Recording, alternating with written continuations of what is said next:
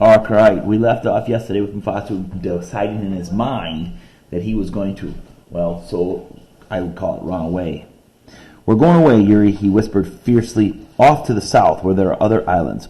The outrigger canoes lay down, drawn up on the beach, like long, slim fish, silent as the shadows. The boy crossed the sand. His heart was hammering in his throat. Into the nearest canoe he flung half a dozen green drinking nuts. His fish spear. He gave his parua a brave hitch. Then he picked up a paddle and called to Yuri. The dog leaped into the bow. There was only Kiwi. Mufasa would miss his albatross. He scanned the dark sky for the sight of the bird, then gave up and turned away. The lagoon was as untroubled as a mirror. So it's smooth as glass. So that's good for him.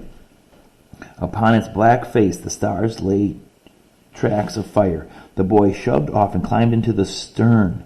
Noiselessly, he propelled the canoe forward, sending it half a length ahead each thrust of the paddle. As he drew nearer to the barrier reef, the thunder of the surf increased. So the water inside of this reef is calm, because this reef is where all the waves crash over. The old familiar dread of it stuck in his stomach's pit and made him falter in his paddling.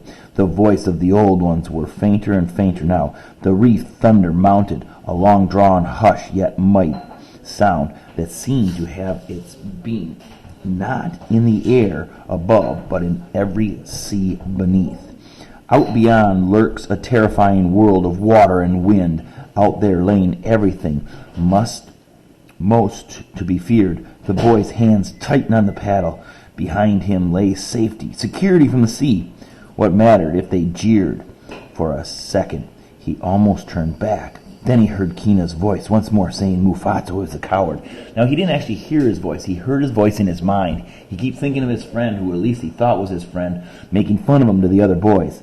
The canoe entered the race, foamed by the ebbing tide. It caught up the small craft in its churn, sweeping it forward like a chip on a mill race. No turning back now. The boy was aware of the sudden whir and fury of the sky above. A beat of mighty wings. Startled, he glanced upward. There was Kiwi, his albatross. Mufasa's heart lifted. The bird circled slowly in the moonlight, its wings wedged with silver. It hovered for a moment just over the bow of the canoe. Then it rose easily, lightly, in its effortless flight. Now, an albatross can glide. It doesn't have to pump its wings so much. It can glide and glide and glide. It has very long wings. Out through the passage of the reef, out into the open ocean, Mufasa gripped the steering paddle and followed. So the bird was trying to show him which way to go in the middle of the night. Remember, he had saved this bird. It had an injured leg when it was young, and the other birds were pecking at it, and Mufasa saved it. So just like the bird had problems with its peers, so did Mufasa. So they kind of stick together. Okay, the sea is where we'll start tomorrow.